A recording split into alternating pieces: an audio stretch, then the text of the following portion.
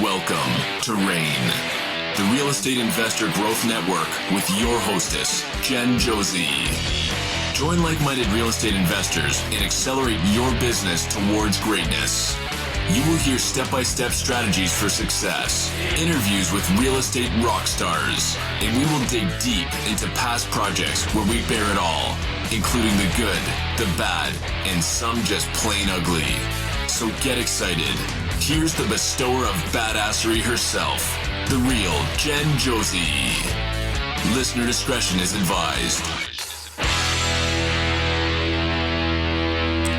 Hi, and welcome back. I'm Jen Josie, creator of RAIN, the Real Estate Investor Growth Network. Whoop, whoop.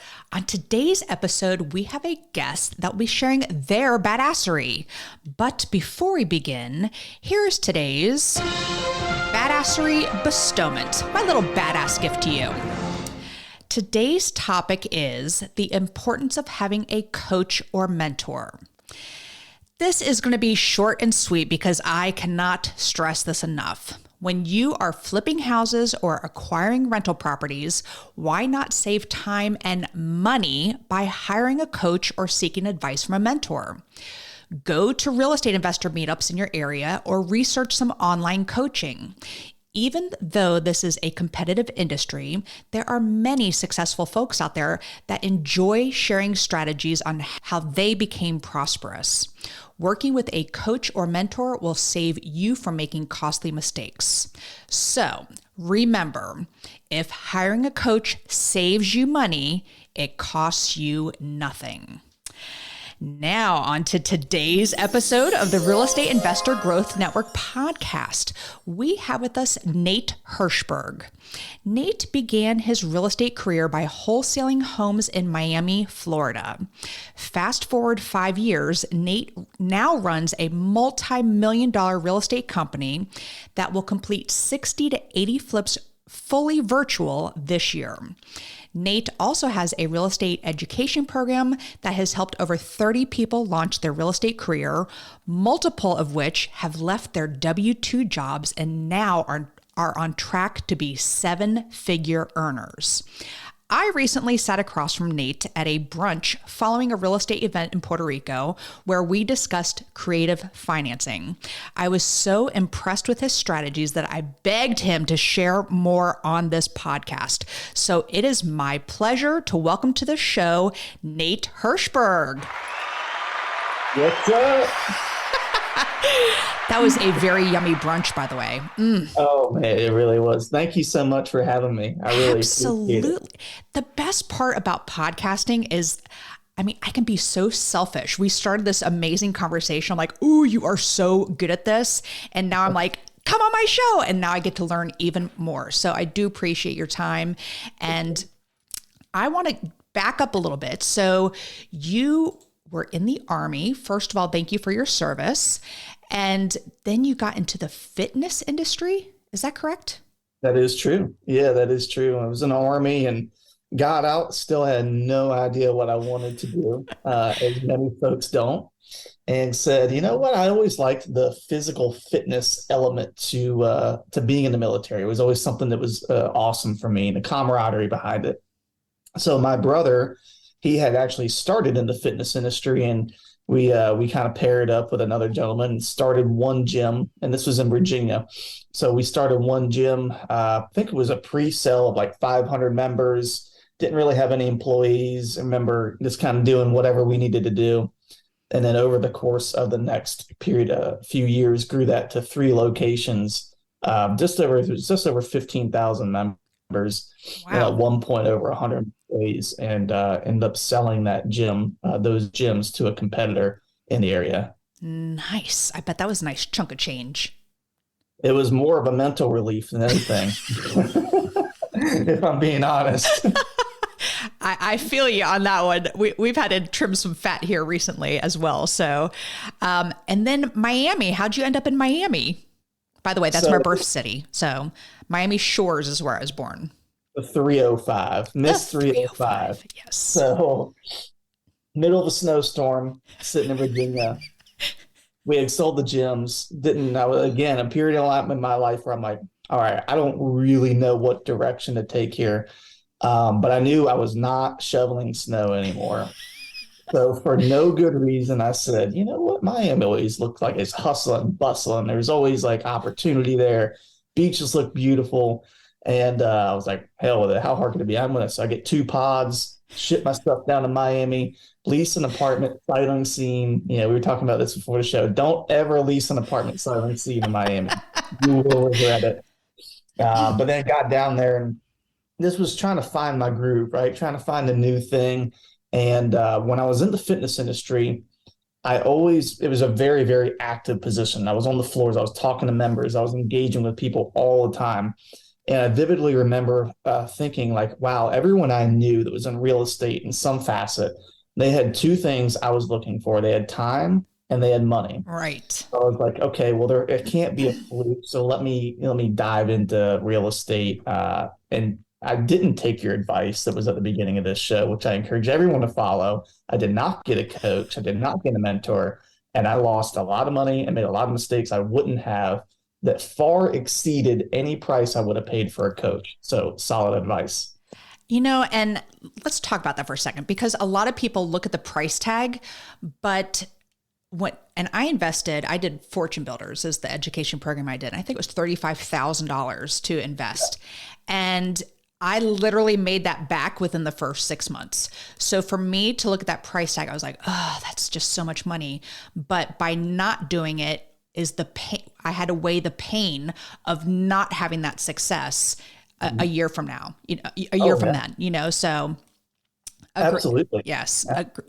Agree 1,000%. And there's so many of the listeners out there that don't do coaching and don't have a mentor. And by the way, I interviewed someone earlier today who you mentor, and it's someone who I used to coach, and he was fantastic. So shout out to Devin Carroll.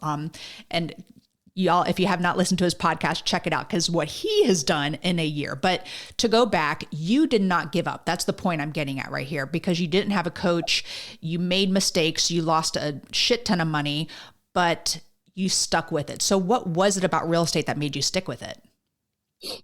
I've never been a quitter in my life. Like I use this frame. I use this phrase in our business. You can't be a little bitch. So I knew I liked you. Yeah, I refused to be a little bitch and tuck my tail. And I just knew that, I learned through the entrepreneurship and helping build that fitness company. I knew that if I would have quit in that, we wouldn't have had what we had built. And I had seen time and time again getting kicked in the face, pushed down, and the people who persevere and get back up and dust themselves off, they usually win. It's not a fluke. So I was just like, hey, I'm going to keep going. And eventually I can't fail all the time. Right.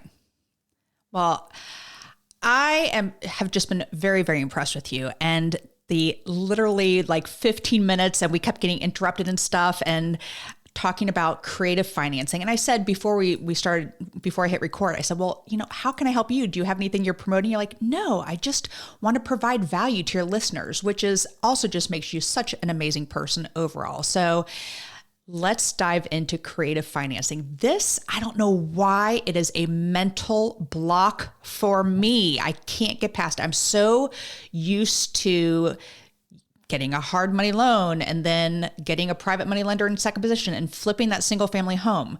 You and I are both part of the legacy family with Tim Brotz. So shout out to Tim Brotz. And it's all about commercial real estate investing. And I want to get into the larger buys, shall we say, and I want to be the owner of them.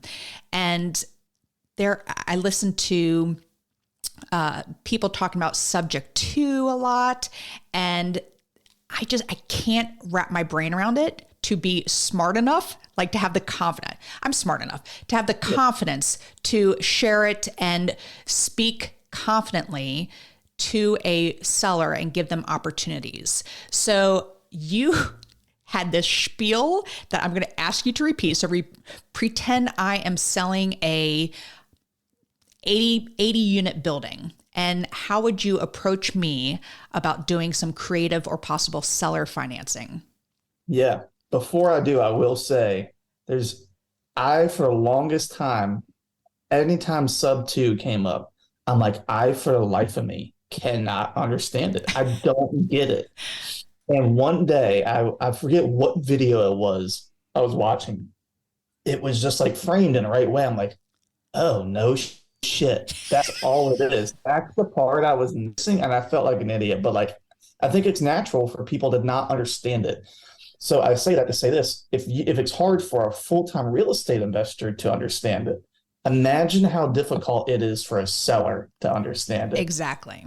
And that's why I like to take the KISS principle, keep it simple, stupid, okay, when talking to sellers about it. And how I would pitch it to you, to answer your question, would be, Jen, hey, listen, I really appreciate the opportunity to talk to you. I think that we can actually come to an agreement here. Just out of curiosity, if I were to be able to put together an offer for you that would be able to keep you monthly cash flow, mitigate some of your tax liability, and also move you and upgrade you from the position of the owner to the bank, would that be something that you'd be open to? And I shut up. Move you up from being the owner to the, like, just right there. Okay, say it again. Say it again. So, Jen, if I were to put together an offer for you, and I think we can come together on price and terms here that would keep you in the deal with monthly cash flow, mitigate some of your tax liability, and most importantly, upgrade you from the position of the seller to the bank, would that be something that you'd be interested in? Yes. See, I can't wait to even say it. So, all right, let's break this down, because you have a very systematic approach to this. So keep the cash flow. That's huge. Mm-hmm. And then the second thing you said was to mitigate your tax liability. That's part where I could say it, and then if they ask me about it, I'd be like, I don't know. So how does it help with taxes? So, and by the way, I use this in a couple of different asset classes. So I just bought, for anyone listening, I bought a roofing company, and we had this conversation with this gentleman that owns a roofing company, and it's no different than an 80-unit apartment building. Let's just say this guy in this roofing company sold to us straight out. Well, all that money that he gets, it's not tax free. Right? He's going to get hit with a large lump sum of money at once. It's going to get taxed at the highest bracket. However, if we can keep him in the deal and say, hey, man, listen, you worked your entire life to build this business to the point where now people actually want to buy it. How much do you need a month that you're fixing to plan on retirement? Not like how much do you absolutely need to get by, but really need to live the quality of life that you would deserve because you worked really hard to get to this point. And why don't we figure out a way that we just pay you that every month until you're paid off? That way it's spreading the tax liability over a longer period of time instead of just slicing this one nest egg in half. And that way you can have some steady investments as well. Wow. Okay. And then you said to take them from being the owner to being the bank. So how do you structure that and putting them in the lender position at this point? Yeah. So, that part right there, that comes down to one, first of all, please, anyone listening, never go down this rabbit hole unless you have a bulletproof seller finance agreement or a sub 2 agreement that was drafted by a attorney. Okay. Do not try to do it on your own. And then you're taking them, obviously, if they still owe on the property, it would be considered subject to that mortgage, right? So they've got to keep the mortgage in their name. A little tip on that too, if that happens, say you do assume someone's mortgage via subject to, because the property is not paid off, you're agreeing to pay their mortgage and then probably give them a little bit on top of it. Whatever they do not let them change the insurance. Ooh. Keep the insurance in their name. If that insurance policy changes, that note will get called due. Oh. It will flag the mortgage company, the lien holder. They will start raising red flags and they will call that note due. And that's not a position that you want to find yourself in. So that's the first thing. Now, if it's free and clear, right? So that would be considered a seller finance option where it's generally free and clear, or they can settle the debt out of what you agree to pay them. That gets a little bit more easy because they truly are the bank. They just have you're in debt to them via a promissory note that they're tying against the property that you have to settle, at any point in time, whether that's you refinance it, you sell it, and they can also come back after you. Let's say you stop making payments, they can recollateralize that asset and take it back over. So it's a very secure position for a seller to be in. It's a very advantageous position for a seller to be in, but a lot of folks can't wrap their head around it. Yeah, and I'm glad you're saying this because Casey Jansen, she's also a member of Legacy Family, and she will discuss seller financing with a seller. And most of the time, they don't know what it is. If it's a mom and pop organization that owns it currently, and they immediately will say no because they don't know it. So that's why I felt like I really need to know this inside and out. So let's go back to the whole subject to with the insurance aspect of it. So you're paying the insurance. You're giving them the money to pay the insurance, and the mortgage stays in their name. So that's what is the subject to. A lot of times, and let me back this up a little bit. So in the single family home industry, this is for the listeners out there. If you find someone who is in pre-foreclosure, using the subject to technique is a great avenue for a seller who's struggling financially. You get them whole on to and save their credit by paying the back of whatever they owe. Then the mortgage stays in their name. You then get the deed to the property in your name, and you are making them monthly payments until you flip it and then turn around and sell it. And then you pay off that loan. So with that being said, transferring that to an 80 unit building, how much, and again, it's still one transaction, and maybe I'm just overthinking things, but is it the same type of thing, or are there differences coming from the single family home aspect to commercial multifamily?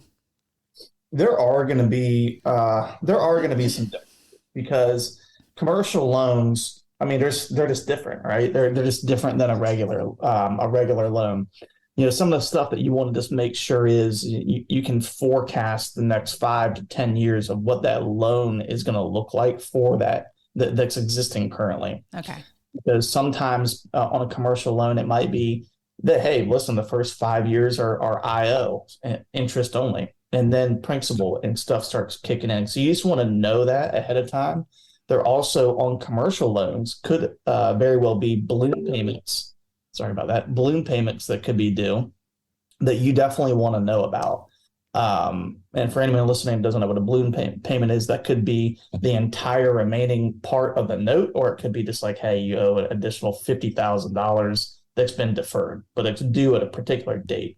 That's probably what I would say is the biggest difference. But same principle. You want to keep the insurance in their name. You want to keep the mortgage in their name. You can make the payments. I would encourage you to make the payments on their behalf. As long as people are getting their money, they're not usually asking where it's coming from. As long as those account names don't change. And there also are servicing companies out there that can do all this for you. They charge a fee for it, though. Okay. So, and I'm glad you said that because, calling the note, calling the loan, it can be very scary for people thinking that a bank could do that at some point, and knowing that the trigger would be the insurance policy if that changes. Are there any other risks for that seller to, keep it in their name? Like, what are some worst case scenarios, basically? I think that's probably honestly the biggest one, okay. Truthfully. And making sure their insurance policy too. Take a look at it. Make sure that it's equal or greater to the value of the dwelling. A lot of people don't look at their policy. They don't adjust their policy. So let's just say hypothetically that when they got their policy, their house is worth $200,000. So that's what they insured it for. Well, today it's worth $400,000, and then tomorrow it burns down. So you see what I mean? There's a marginal difference there. So you got to make sure that if something catastrophic were to occur, that the insurance policy is solid enough to cover and get everyone whole out of the deal. No one wants to think about what happens if things go awry or bad or whatever, but it doesn't always go perfect. So, all right. What is an example of like a perfect situation to go after owner financing or seller financing, excuse me? Seller financing. I mean, there's so many of them. I think for me personally, it's always been the folks that are receptive to it. Maybe not at first, and I'll have a follow up to that too. Because I think you brought up a good point earlier. Is generally an older, tired landlord. Those are my favorite. Yeah, mine too. But it's like, hey man, just have a conversation. You listen. You got all this equity in the deal. What are you going to do with it?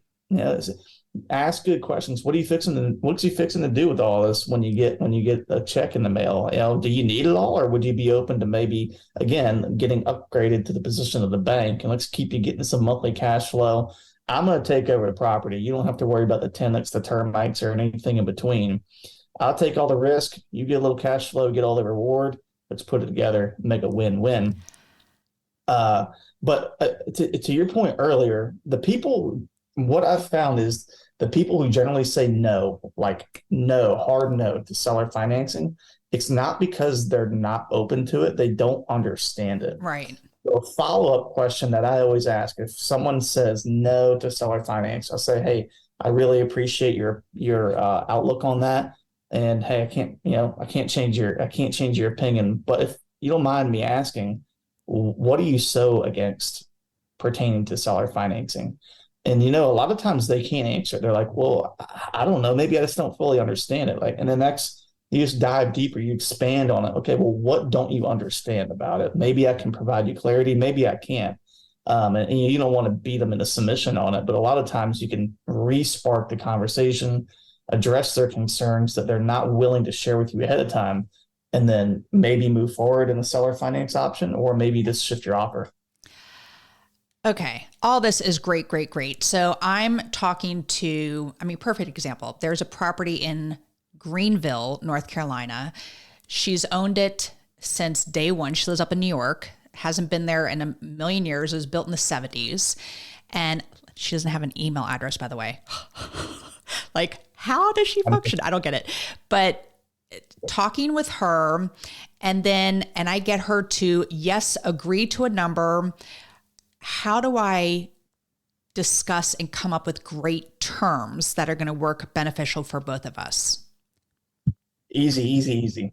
I keep it simple. So let's say it's you. I'm saying, Jen, I think we can really put together an offer here, and we can definitely proceed with, again, upgrading you to the position of the bank. I think it's going to be a win-win. Truthfully, the only two numbers I need to know from you is how much do you need down and how much do you want a month? Wow. Okay. So this was a 35 unit. She wanted 1.5 million. So how would you restructure this conversation with her? Because I was like, I can't afford that. Bye. I just gave up way too easy on this one. And I know we built some rapport, so I can go back. I want to have some good tools in place. Yeah, I would call her with the great news close. I call it the great. What's her name? I can't remember her name. All right. Let's say it's Jen. Okay. So, hey, Jen, Nate here. Talk about your 30 unit building, Hey, I got great news. You got 5 minutes? And then you move into it. Say, I was thinking about it. And to be honest with you, I left some money on the table. I think we can really put a deal together. It's just going to look a little different. And then you go right into the pitch of upgrading to the position of the bank. All we need to figure out is how much do you need down? What would you find acceptable for you to put down? How much do you need a month? What would that look like? And I think we could put something together here. Granted, she doesn't have an email, so you have to send all this via snail mail. If you would get to that point. But I love re-sparking conversations with the great news close, because people get excited. When the people are excited, they're more receptive to listen to you. If you call back and try to just re-pitch without creating excitement, then they're going to be like, well, what happened? What changed? Right? There's confusion. So that's how I would do it, honestly. That is so good, Nate. Wow. So another question, coming up with a down payment, is that something that I can finance with either a private money lender or a hard money lender, or like, how does that work with these larger properties? That's the beauty of it, is you set it up, right? And make it favorable that you can see where it's going to be a profitable deal. Let's just say she says, all right, well, let's do it. I want $350,000 down. Okay, well, now you know you need to go find $350,000, bring in some outside partners, investors, give them a percentage of the deal, but you keep upside of it because you found it and you structured it. And that's where you have limited partners and what is all that? I'm still learning those things. Yeah, so you have the GPs, general partners, and LPs, limited partners. You also, if you were to get a conventional loan on it, you have recourse debt and non-recourse debt. Recourse debt is going to require a loan sponsor to sign, and basically they are on the hook. Like, that's who they're coming after. Stuff goes bad. But yeah, LP and GP are the general positions that you have on a commercial deal. Okay. Well, I appreciate you dumbing this down for me. I've been, part of this group, and there are little bits and pieces that I'm like, oh, now it's clicking. Just like you watched a video and you're like, now I'm understanding this, and it clicked as well. So I appreciate it. I just want to just shift gears here just for a hot minute, because like I said earlier, I interviewed Devin Carroll, who I just love to death. And you all have a virtual fix and flip / wholesale business. And I'm just curious, tell us how this works. A virtual, you literally are sitting there in your house and you're doing deals without stepping outside. So how does this work, and how do you scale this type of business? Yeah, well, I had a traditional business model first, and it was more me, and I had a partner at the time, and we kind of split up tasks. We would do acquisitions, dispositions, project management, and I would go meet all the sellers in person. I would go visit all the contractors and do property management sites or property tours and things like that. And then really what happened is two things. One, I joined a mastermind, and I remember vividly, we were doing at that point, I don't know, like 37, 40 deals a year, something like that. And we were like feeling really, really good about it. And I remember vividly, I joined this mastermind. We're going around a room talking, and the guy next to me, he goes in before me and he says, "Hey, here's who I am. This is what I do." And I think he's like, "I do 80 to 100 deals a year." And I'm like, oof. I'm like, I got to go after this guy, but whatever. But anyway, I was like talking to him. I was like, "Dude, how do you have time to do that many deals a year?" And he's like, "Well, how don't you? What are you doing? Tell me." And that's where some of this virtual stuff came into it. Acting as a catalyst, though, it's right when the pandemic hit too. The world shut down. People were Right. like, "Oh, you ain't coming to my house." No way. I would sell, but you ain't coming to my house. So then I remember telling a few of my buddies, I was like, "Well, you know what? I'm just going to take one piece of this puzzle at a time, and I'm going to make it virtual." And I remember a couple of them being like, "Dude, you're going to lose your ass. I don't know if I would do that. Just sit back and wait." I'm like, "Y'all might be right, but I'm not sitting back and waiting. I'm not going to be a little bitch. I'm not going to be a little bitch." Yeah, exactly. So it worked out well because it was our best year in business yet. But it took taking one piece at a time and saying, "Hey, how can I make it where I don't physically have to be here in front of the person?" And you know what? Honestly, people like it better now. And I use the term, think about buying on Amazon. Do you buy on Amazon because it's so freaking convenient? Right. We are in a convenient day and age, in addition to an informational day and age. People can send you pictures. They can upload a video walkthrough of the property. You can send that to a contractor and get a scope of work. You can put it online for sale via wholesale. I mean, just today, we've gotten 4 contracts on the day, probably be about, I don't know, 90 to 120 grand in profit in cities that we've sometimes never been to. And we couldn't do that if we were only operating in one area. Right. Well, Nate, I can't say enough great things about you. I appreciate you coming on the show today and sharing and just really enriching the audience with your knowledge. And I do truly appreciate that. The Second part of the podcast is what makes Nate Hirshberg a badass, which you are. And I use the acronym BADASS, and the first letter is B for book. So what's a book that's made a huge difference in your life? So I always say how to win. There's a couple of them. I've ran out of spot on like space on that page there. So there's a couple of them. If you've never read How to Win Friends and Influence People, that's a good one. I've probably read it like 5-6 times.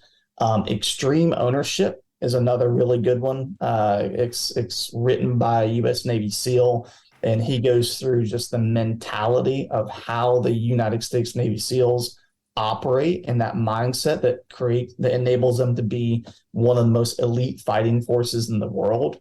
And then anyone in a leadership position or inspiring to be in a leadership position, definitely read the book called Wired That Way. I used to have all of the managers at the gym read it because what it does is it breaks down personality types, and it goes really deep on that. That'll help you too if you're in sales, because you always want to mirror and match the personality type of the individual that you're pitching. So those would be the 3 that I'd probably recommend. I love it. Thank you for sharing those. The first A in badass is advice. What's the best piece of advice you've ever received? So the best piece of advice that I can say is, don't wait to hire a mentor. Like I know we talked about this already, but hiring a coach, hiring a mentor, finding that person that has what you want or has done what you want on a 10x level, because I think that is important. They can't just be like mildly there. They have to like have really, really done it at a high level, because if they're just over the hump of where you want to be, they probably can't reverse engineer it well enough to get you there. But someone that's gone above and beyond, 10x what you want, pay for proximity to that person. Figure out how you can add value to that individual. Lead with value first, and then if they have a coaching program and they align, then get around them.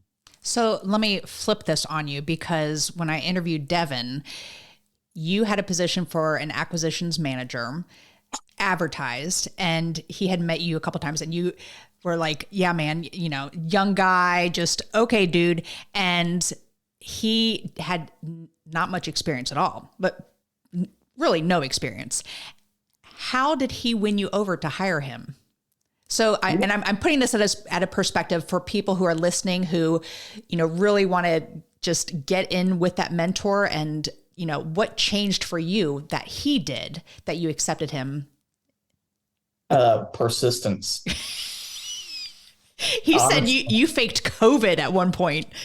I did not fake COVID. Just to avoid, I thought that was hilarious. Actually, no, I might have. You did. He totally told that story.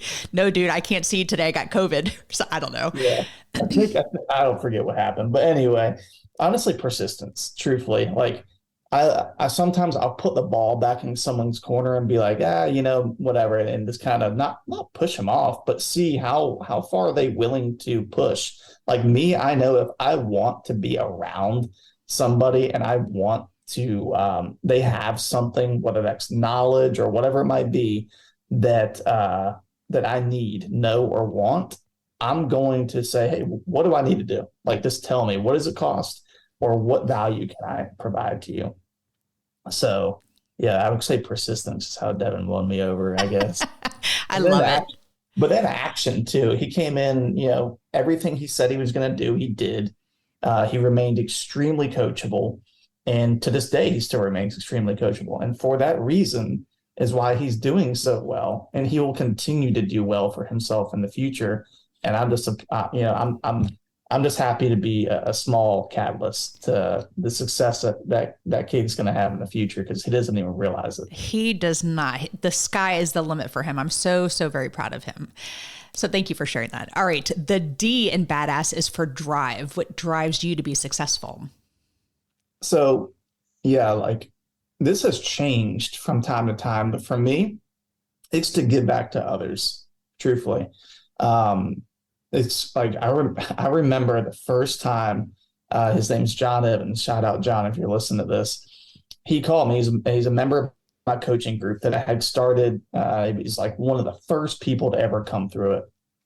And he called me. He's like, guess what I just did? I'm like, what? And he said, I quit my job. And I was like, oh my God. I was like, are you serious?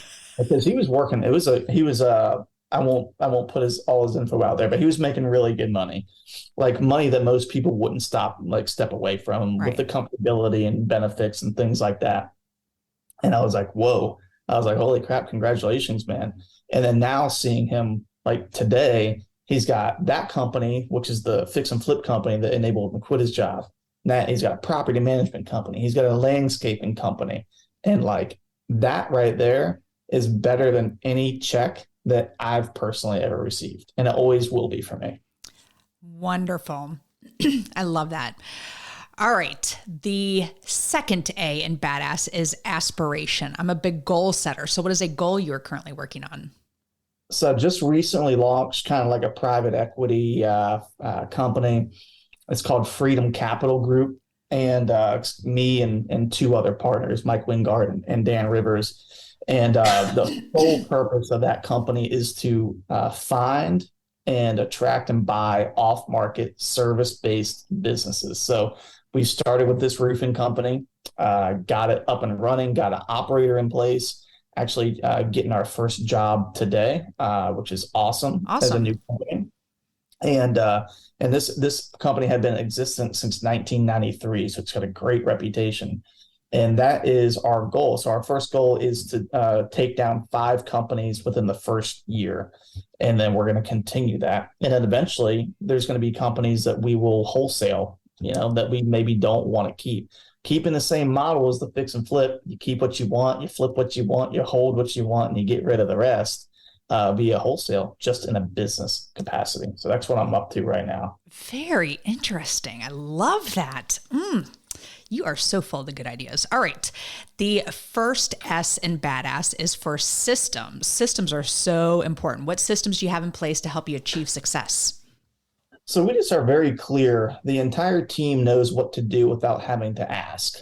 So something that I did on the operational side of things, this could be harder to do in the acquisitions role because there's so many things that you hear. But like operationally, all I did one day is I sat down and every single thing that I did, I recorded via Loom and uploaded it to a Google Drive, and I made a Google Sheet to go with it.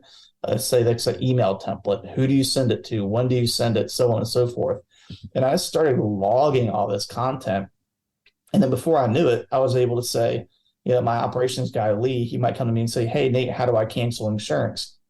I don't know. Did you check out the module on canceling insurance? No, go do that. And boom, guess what? It's taken care of. So you're retiring yourself from these roles, buying back your time. That way you can go out and create more opportunity for your team. So SOPs for me are good. I think they're critical. That probably comes back from me being in the military, needing that structure. But I think it's really important. And people wait too long too. I will say that. Like anyone listening to this that may be a solo operator right now, it's not too early to start. Start now. That way you don't have to do it in the future, and you have that information as you scale.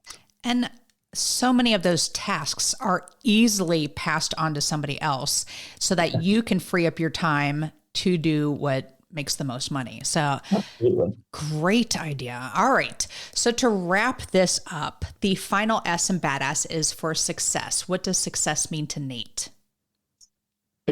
So for me, it's truly to like just live life on my own terms. I think about how many people that are in a 9-to-5 job. Ugh. And they have to call their boss and ask if they can take their family to vacation. They're scrapping stuff together to do it when there's so much opportunity out there right now. I just want to live life on my own terms. I want my team to be able to do that too. Like we won't ever have a corporate office, I don't think, because I want them to be able to have that too. I want Devin or Lee or whoever to be like, no, perfect example. Devin was, he's like, hey, can I go to the Bahamas? I'm like, sure, lock up some deals while you're there. And he did. And it's like, okay, well, now you're passing that on to somebody else because you created the structure that is necessary to have that. So for me, truly just being able to live life on my own terms, I think that life's too short to be held up inside of a cubicle or a job that you're miserable in.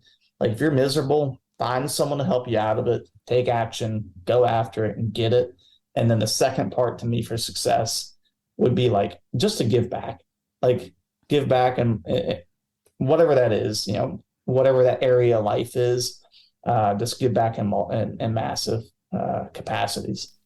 Well, I appreciate you giving me strategies on how to move forward with seller financing, with creative financing, subject to, et cetera. And I do truly appreciate this. I mean, how great is this that I have a podcast that I can just be completely selfish and find out information for myself that will also help the listeners. So, Nate, I appreciate you so much for being here today. Thank you so much. Absolutely. My pleasure. Thanks for having me. And how do people find you?